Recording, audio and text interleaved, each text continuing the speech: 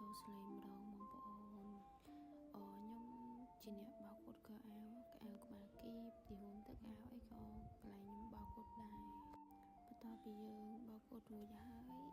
យើងចាប់ដើមឆក់ថងវាប្រភេទតាមខោអញ្ចឹងបងប្អូនមានខោខ្លះយើងឆក់20 30 40អត់ទៀងទេ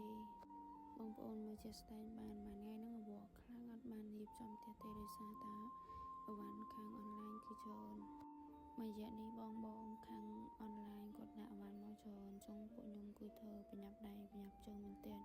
ពេលខ្លះអត់មានម៉ោងស្រាកទេព្រោះអីយើងប្រញាប់បញ្ចេញអវ៉ាន់ឲ្យគាត់តែយ៉ាងណាក៏យើងហូតចេញបានពេលល្ងាចដែរមានបងណាគាត់ចង់ធ្វើការដាក់បងប្អូនអីអាចដាក់កន្លែងខ្ញុំបានបងសម្រាប់តម្លៃយើងអាចនិយាយគ្នាបានអញ្ចឹងណាបងពួកខ្ញុំធ្វើការជាមួយគ្នាហត់បានតែសប្បាយដូចស្អីអ្នកធ្វើការម្នាក់ចូលចិត្តលេងសើចសប្បាយតែរឿងការងារគឺមកចោតខ្លាំងណា